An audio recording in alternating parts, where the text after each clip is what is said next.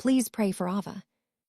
I stared at those 4 words on my phone while my daughter lay beneath the blue-white lights of the NICU, a breathing tube taped against a face smaller than my palm. My message had already been seen by almost everyone in the family group chat.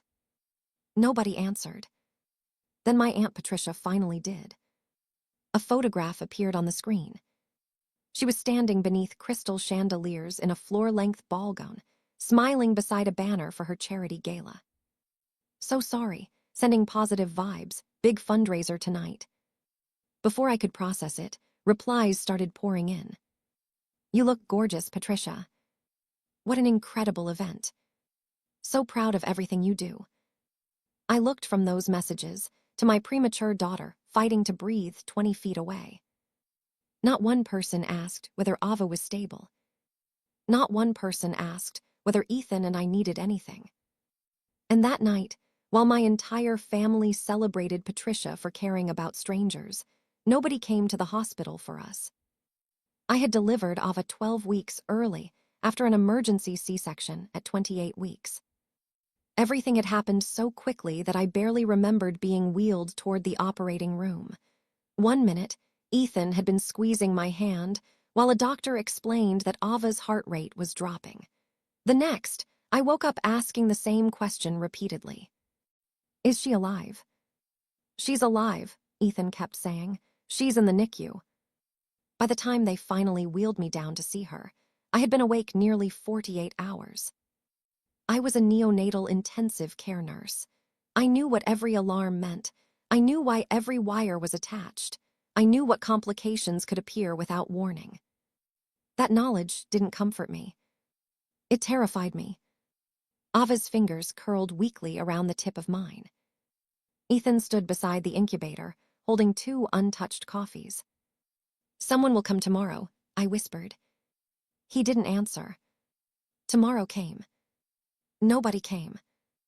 Neither did anyone the day after that. My mother sent a heart emoji. A cousin liked one of my updates.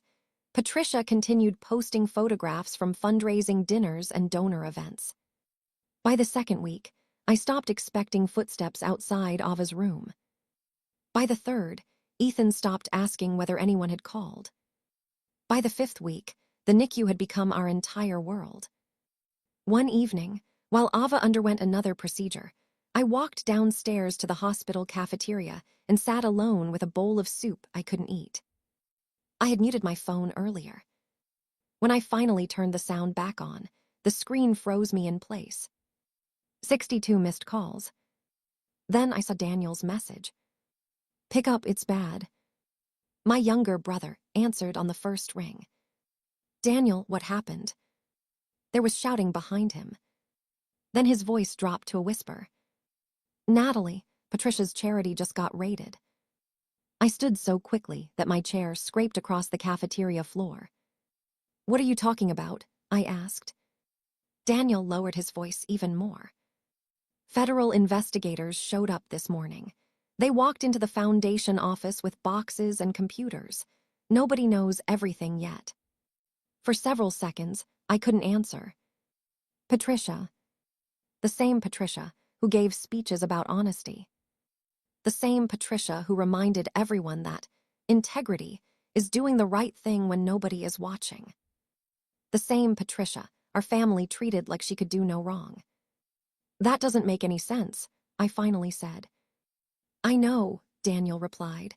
I'm just telling you what's happening. A nurse pushed through the cafeteria doors. Mrs. Bennett, your daughter is back from her procedure. I have to go. Natalie. I stopped. Whatever happens over here, stay focused on Ava. I will. I ended the call and hurried upstairs. Ethan was standing beside Ava's incubator, with one hand resting lightly against the clear plastic. How'd it go? I asked. They said she's stable. For the first time that day, I let out a breath I didn't know I'd been holding. Stable. In the NICU, stable wasn't a guarantee. It was permission to hope for another day. I slipped my hand through the access port and gently touched Ava's tiny foot. She barely moved. I got a call from Daniel, I said quietly. Ethan looked at me. Patricia's charity is under investigation. His eyebrows rose. For what? He doesn't know. Neither of us spoke again for a while. The rhythmic beeping of the monitors filled the room. Ironically, hospitals had always been the place where I felt most in control. As a NICU nurse, I understood the equipment, the medications, the procedures. But sitting beside my own daughter, I wasn't a nurse anymore. I was just a mother trying not to imagine every possible outcome. Hours later, after Ava finally settled, I leaned back in the recliner beside her room. My thoughts drifted to conversations I'd had with Patricia before everything changed. About 3 weeks before my emergency delivery, she'd called unexpectedly. "Natalie," she'd said cheerfully, "when you're finished with maternity leave, would you mind looking over a few accounting reports for the foundation?" I laughed. "You know I'm a nurse, not an accountant." "I know," she'd replied, "but you're careful. You notice details. We just need another set of eyes before our annual board meeting." "It'll have to wait until after the baby's here." "Of course." Then she'd added something that felt strangely urgent. "I'll send everything soon." She never did. At the time, I thought nothing of it. Now, sitting beside Ava's incubator, that conversation replayed differently. Why had she sounded so anxious? Why had she mentioned those reports more than once? Ethan handed me a bottle of water. "You're thinking about her." "I keep remembering little things." He nodded toward my phone. "Check the group chat." I opened it. Hundreds of unread messages filled the screen. Pictures from restaurants. Vacation selfies. Jokes. Birthday invitations. Photos from Patricia's gala. I kept scrolling. Then I realized something. No one, not one single person, had asked for an update about Ava after Patricia's first reply. Not my uncles. Not my cousins. Not even relatives I'd once babysat for free. 5 weeks. 5 weeks without a single question. I swallowed hard. Maybe everyone assumed Patricia was updating them, I whispered.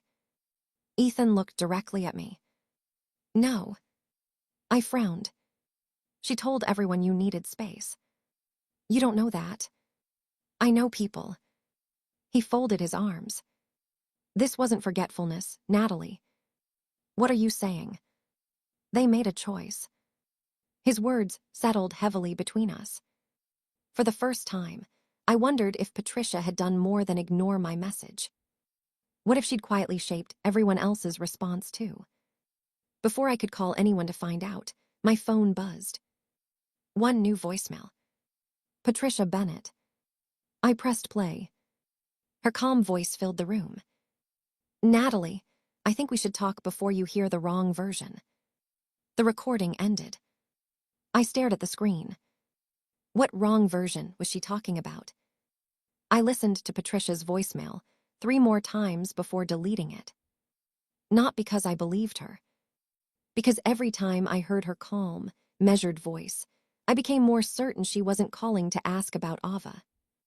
She was calling to protect herself. The next morning, Daniel called again.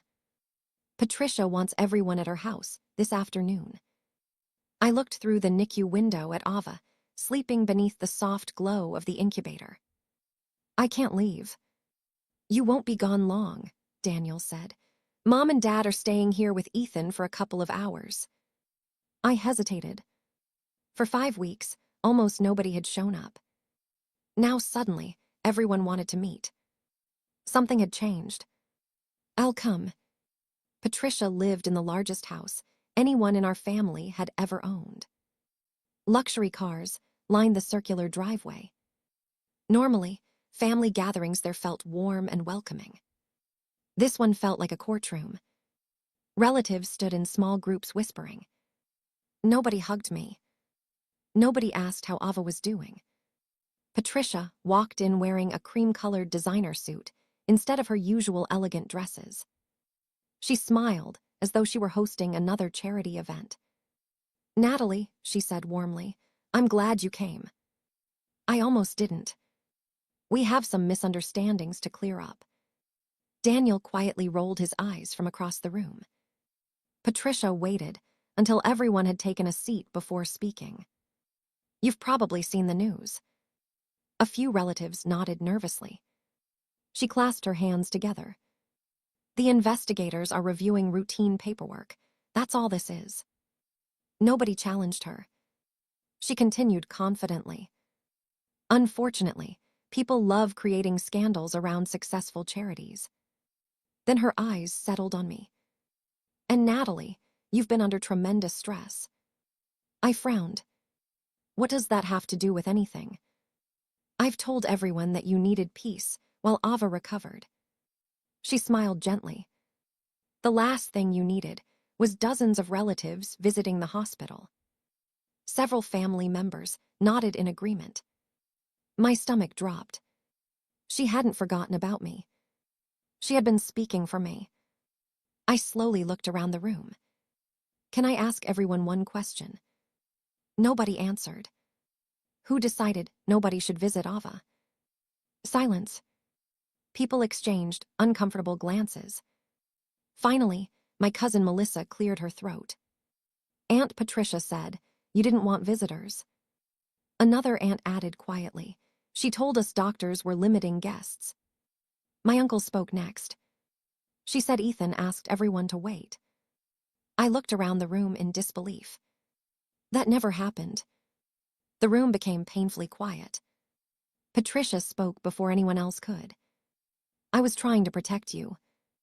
Protect me. You just had emergency surgery.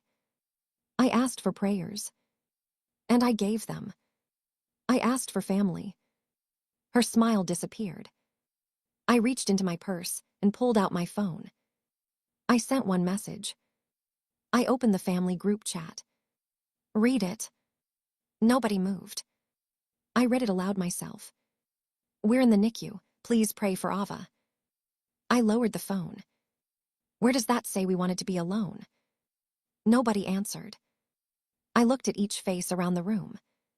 For 35 days, not one person came. Melissa covered her mouth. I honestly thought you asked for privacy. So did I, another cousin admitted. And me. One after another, relatives quietly admitted the same thing. Every explanation traced back to Patricia. She had become everyone's only source of information. Without anyone realizing it. Daniel suddenly stood. There's something else everyone needs to know. Patricia turned sharply toward him. Daniel, sit down. He ignored her. 3 board members resigned last week. Gasps echoed through the room. One of them called me yesterday. Patricia's face tightened. That's confidential. He said financial records were changed before the investigators arrived. Patricia took a step forward. You don't know what you're talking about. I know what he told me. You're spreading rumors. Daniel didn't flinch. He warned me this investigation wasn't about paperwork. Before Patricia could respond, the front doorbell rang. Nobody moved. It rang again. Longer this time. Then came 3 heavy knocks. A man outside called through the door. Mrs. Bennett, federal investigators, we need to speak with you regarding additional documents removed before yesterday's search. Every head in the room turned toward Patricia. For the first time in my life. She had absolutely nothing to say. By that evening, Patricia's name was everywhere. The woman whose charity gala had been more important than my daughter 5 weeks earlier was suddenly the subject of every conversation she couldn't control. Donors were calling. Volunteers were resigning. Board members were refusing interviews. Daniel sent me a screenshot of a local headline about investigators removing financial records from the foundation's offices. I closed it. Ava was awake. She needed me more than Patricia's scandal did. But the scandal wasn't finished with me. 2 days later, my phone rang while Ethan and I sat beside Ava. The caller introduced himself as part of the investigative team reviewing the foundation. "We understand Patricia Bennett asked you to review some financial documents before Ava was born. Did you receive them?" "No." "Did Mrs. Bennett ever explain why?" "I thought about it. No, actually, she kept saying she was going to send them." There was a pause. "How many times?" "Several." "Would you still have those communications?" I glanced at Ethan. "I might. We'd appreciate copies." After ending the call, I opened my laptop. I searched Patricia's name. Dozens of old emails appeared. Most were harmless. Then I reached the month before Ava's birth. One subject line jumped out. Foundation REPURTS. Patricia had written, "Need your careful eyes on these before the board review." I'd replied, "Send them whenever you're ready." 3 days later, she'd written, "Still organizing everything." A week later, small delay. Then another, "I'll get them to you soon." But nothing had ever arrived. I stared at the dates. "She wanted you involved," Ethan said, then kept stopping me from actually seeing anything. "Why?" I didn't answer. Because I was beginning to understand. Daniel called that afternoon. "You need to see something." He sent me screenshots. They were messages Patricia had privately sent to different relatives after Ava was born. To Melissa, "Don't overwhelm Natalie. She needs rest."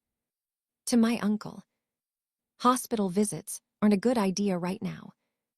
To another cousin, "I'll keep everyone updated." There were more. Each message sounded reasonable by itself. Together, they told a different story. Patricia had positioned herself between my family and me. She hadn't simply told them not to visit. She'd made them believe she was speaking for us. "Daniel," I whispered, "she never gave anyone updates." "I know. She never even asked me for one." That silence lasted several seconds. Then Daniel said, "That's what bothered me." I remembered sitting beside Ava on night 12, wondering why nobody had called. Night 20, when Ethan ate dinner alone beside the vending machines because I couldn't leave Ava. Night 30, when I'd finally stopped checking the elevator whenever the doors opened. All that time, people believed Patricia was keeping them informed. And Patricia knew nothing. Because she had never asked. The isolation had served a purpose. The longer everyone stayed away, the fewer questions reached me. The fewer conversations I had about Patricia.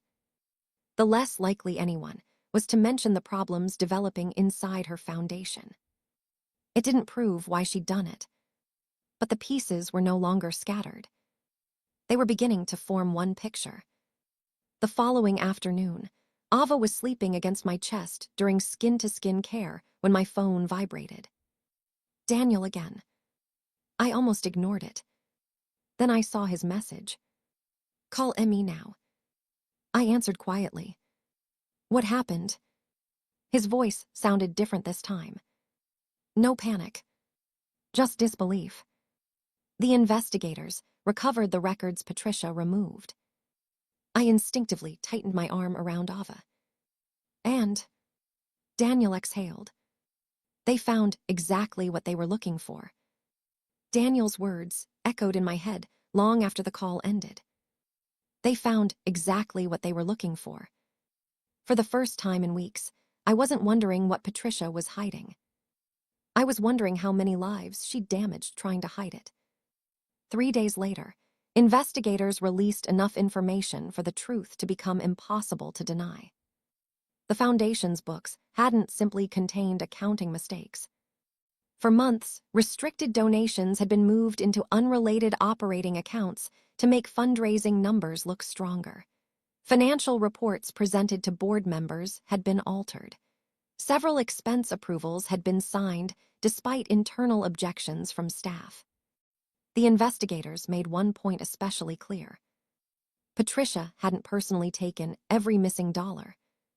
But she had knowingly approved false financial reports, concealed the movement of charitable funds, and pressured employees to keep quiet whenever questions were raised.